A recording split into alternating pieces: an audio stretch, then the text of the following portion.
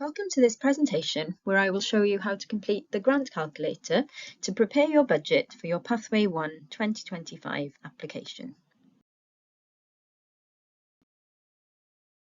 The grant calculator is an Excel sheet which can be downloaded from the Tithe website. Completing the grant calculator is the first step in the application process. All you have to do is input how many participants you want to take part, to which country and for how long, and it will automatically calculate the amount you are able to request. If the amount is £60,000 or under, this means you will be applying under the small grant scheme. If you are requesting over £60,000, you will be applying under the large grant scheme. Once you have completed the grant calculator and know how much funding you are requesting, you can then start on the application form. The application questions will differ depending on whether you are applying for over or under £60,000. There are two different grant calculators which can be downloaded from the Tithe website. One is for higher education and the other is for all other sectors. If you have any issues downloading the Excel file, please get in touch with us at inquiries@tithe.wales.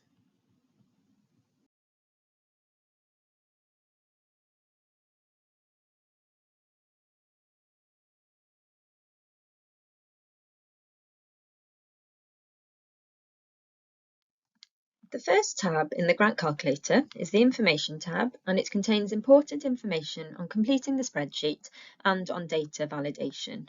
For example, cells that appear highlighted in red indicate that required information is missing or incorrect, so please ensure that no cells are showing in red before submitting your application. If you are unsure, please check the funding rules in the Pathway 1 guide for your sector, or get in touch with the Tithe team who will be happy to help. In order to ensure that mobilities to further destinations provide the greatest impact, the minimum number of mobility days for activities in countries over 4,000 kilometres from Wales are 5 mobility days for countries within 4,000 and 12,000 kilometres away, and 12 mobility days for countries over 12,000 kilometres away. The next tab is the Budget Summary tab. No information needs to be directly input here, as the information will automatically populate from the data that you have input into the other tabs within the spreadsheet. This tab will provide you with a clear summary of the budget that you are requesting and also your total budget request, which will need to be inputted into the application form. Each of the different activities that you can apply for are in separate tabs. Let's begin by adding a group mobility.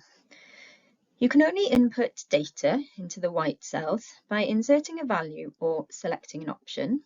And the grey cells will automatically populate from the data that you input into the white cells.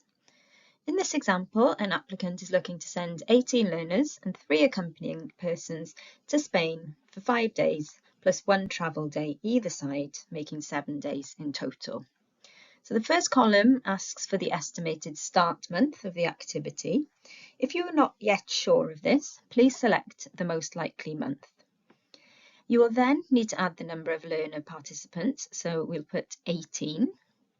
And the next column is where we'll then enter the 3 accompanying persons for the group mobility. And it's important to note that group mobilities require accompanying persons in order for them to be eligible. Next, we'll then add in the duration of the visit. Please refer to the help text here for the data requirements for the cell. So you can see that group mobilities have a minimum duration of 3 days to a maximum of 28. And the number of days here mean the number of project activity days. So we'll put 5 here. And then you can also request up to an additional 2 days for travel, 1 either side of the mobility. You'll then need to add the destination country, which can be selected from the drop-down menu. And different countries will fall under different group and distance categories and will therefore have different grant rates. All of these different rates can be found in the Pathway 1 guide. If we then scroll across, we can see that the information we have inputted has populated the grey fields to calculate the total outward mobility grant for the learners and the accompanying persons.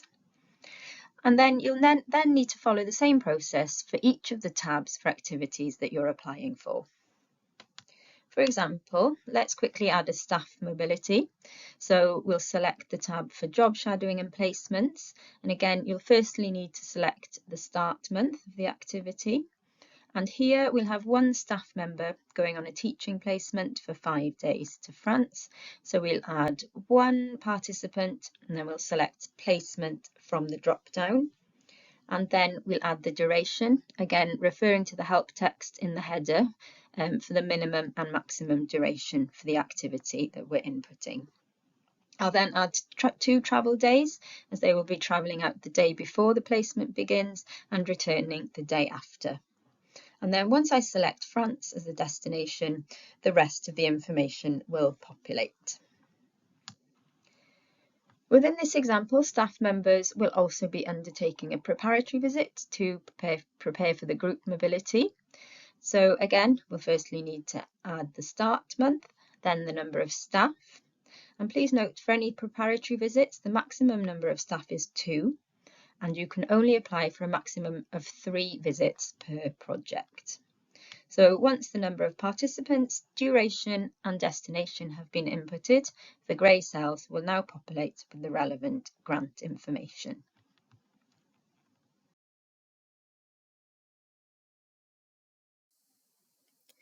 The final step is to add in any funding for inward mobilities. So you just click on the Inward Mobility tab, and as you will see, the funding for your outward mobilities is shown here, and you can request an additional 30% on top of the funding for outward mobilities to support inward mobilities from your partner to Wales. So again, select the month that you think that the inward mobilities might take place, and then add in a percentage of up to 30 here. As you can see, it has then allocated this amount of funding for your inward mobilities. The final step is to go back to the budget summary to double check that all of the information has pulled through correctly. So as you can see, this shows everything that we've put in. So we've got 21 participants going on the group mobility. We've got 1 participant going on the job shadowing placement, and then also the 1 participant for the preparatory visit. All of the funding is then broken down here in terms of the amounts for travel and subsistence and organisational support. And then you've also got the inward funding showing here. Here you've got your suggested project duration. So this has been based on the start months that you inputted for each activity. And then you've also got your total budget requested here. So the project duration and total budget will need to be inputted into your application form, and a copy of this spreadsheet will also need to be uploaded to the application form before submission. So I'll just show you the application form now. So make a note of the total budget requested, go to the application form, and then within the project budget section, you will just need to input your requested funding amount here,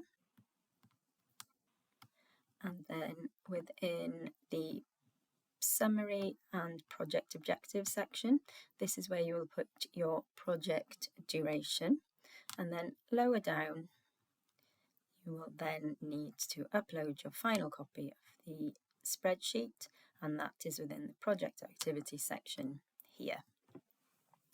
If you have any questions at all while completing the grant calculator, please don't hesitate to get in touch with us at inquiries@taith.wales.